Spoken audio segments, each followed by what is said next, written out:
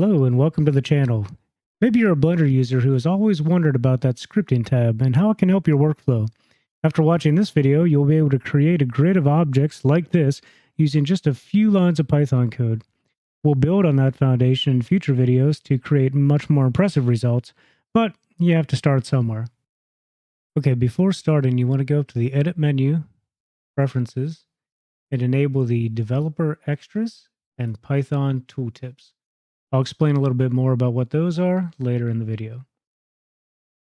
Okay, the next thing we want to do is go right to the scripting tab, and this is going to enable us to create our own custom Python scripts here in Blender. So as you can see, this has moved our 3D viewport to the upper left corner, added a Python console here in the middle, an information window in the bottom left corner, and the larger window over here is the text editor. That's where the script's going to go. So let's get started by deleting everything from our scene. So we can go to the 3D window, hit A, and then the delete key. All right. And now what we want to do is create a new cube, and we're going to use the Python console window to do that. You can see here, this gives us the version of Python. In my case, it's 3.9.2. And what we want to do is create a new cube. So one way we can do that is we can go to the Add menu, Mesh, Cube, and we can see the Python tooltip now appears, which says Python BPY ops mesh primitive cube add. So if we go to the Python console, this has autocomplete available, and we can just type BPY tab key and ops mesh. And each time I hit a key, I'm then hitting the tab key just after that. And actually, there's a lot if we hit tab, but we know it was primitive, right? So primitive, cube, add. And if we hit the tab, parentheses, and then tab one more time, we can see all the available arguments. So let's go ahead and do that. Let's add a location equals, let's say 0, 0, 1, and hit enter. All right, so now we can see that we have a new cube created in the 3D viewport. It's not at the origin with location. It's just z equals 1. So it's just above the ground plane. And we can now see in the info window the command that was used to create that cube. So that's where we can actually copy and then paste later into our script window. Now let's go back to the 3D window and create another type of object. We can use the menu here, Add, Mesh. This time, let's do a UV sphere. So if we right-click on UV sphere, we get two new options.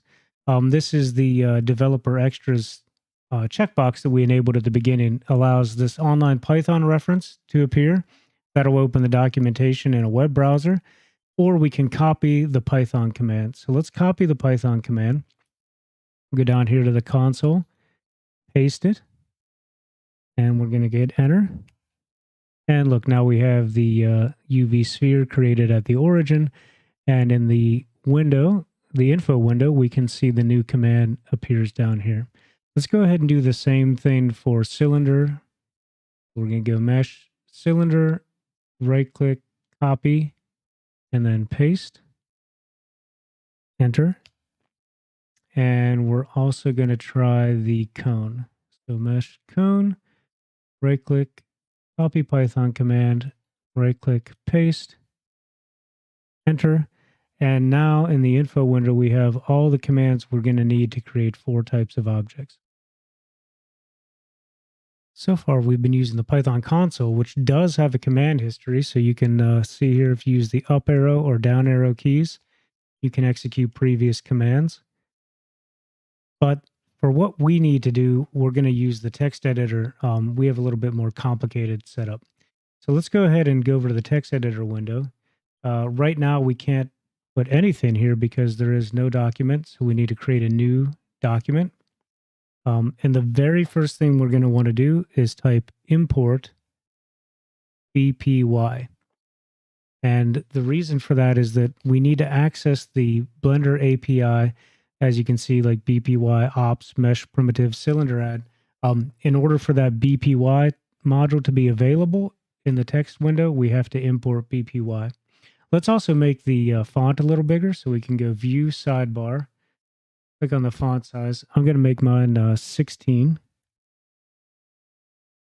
That'll make it a little easier to see. And then we can remove the sidebar, make this a little smaller. Let's go ahead and delete everything again so we can use the A key and then delete. Okay, and now let's create a cube using the text editor window. So let's find one of our commands from before. Let's try this one. Copy this one in and paste it. And we're going to use the play button, or you can use the Alt-P shortcut, and we're going to run the script. And we can see here, new cube gets created. So we were able to create a cube with the command. Now let's go ahead and create the other types of objects we were interested in. So we can go back here to the info window. Let me scroll up here a little bit, and let's grab the command for the sphere.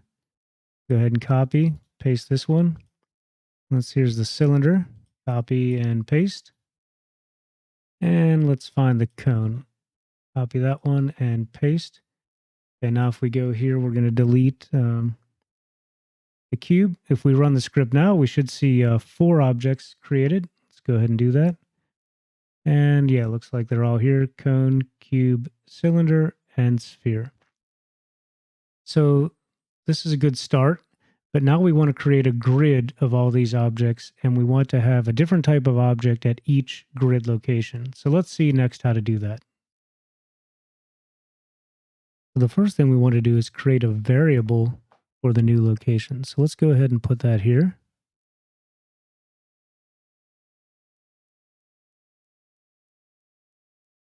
We're going to say object location equals XYZ. We haven't defined X, Y, and Z yet, but we'll get to that in a moment.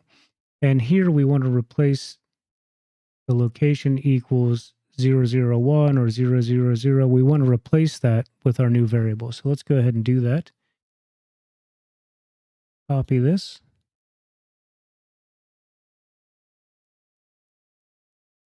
And paste it here. Now we can also do this a little quicker all at once. If we go to the sidebar again, and we can go to the text that we want to replace, which in this case is 000.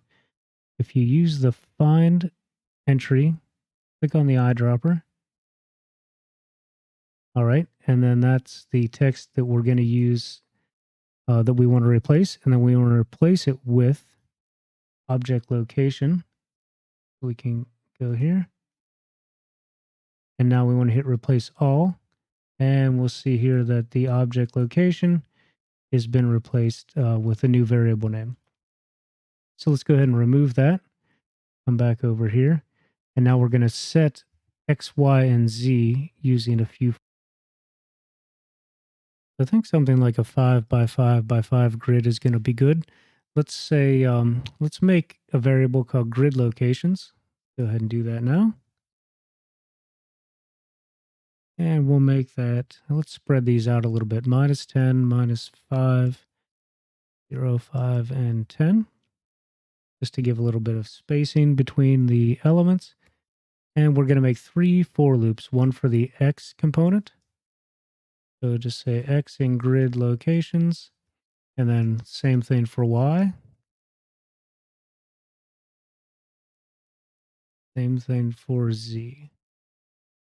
And in that case, we're going to set the new object location, and we're going to create. Well, let's just try this. First of all, we're going to create 4 objects. So we'll select everything, delete, and we'll run the script. Sometimes this takes a moment. Let's go to the layout so we can see a little better. Okay, so that did what we wanted, but what happens is at each location, we have all 4 object types. Let's go ahead back into the scripting tab and fix that. So the way we're going to fix that is let's keep track of the number of times we go through the loop. We're going to have a variable called loop count. I set that to 0. And then inside the body of the loop, we're going to increment that. Loop count equals loop count plus 1. And then we're going to create a variable called object type. So I'm going to say object type, and that's going to be set to loop count. We're going to put the percent sign 4, modulo 4. So that operator is going to divide loop count by 4 and place the remainder in object type. So object type is going to have a value between 0 and 3. So 0, 1, 2, and 3. So let's go ahead and set up some if-else statements, and we're going to pick the object type based on that loop count division. So if the object type is 0, we're going to make the cube. Otherwise, if the object type is 1, we're going to make the sphere. Or if the object type is 2, we're going to go ahead and make the cylinder. Otherwise, we're going to check for object type of 3. Now, it should only be one of these 4 values. And then we're going to make the cone. So now let's go ahead and select all, delete. And if we run the script again, we should see a different object at each location. So that looks like exactly what we wanted. And you can see the final result here. So that's just a quick example of what we can do with the power of scripting in Blender. If you have anything you'd like to see in an upcoming video, just let me know in the comments. Please subscribe and stay tuned to the channel for more interesting examples to come.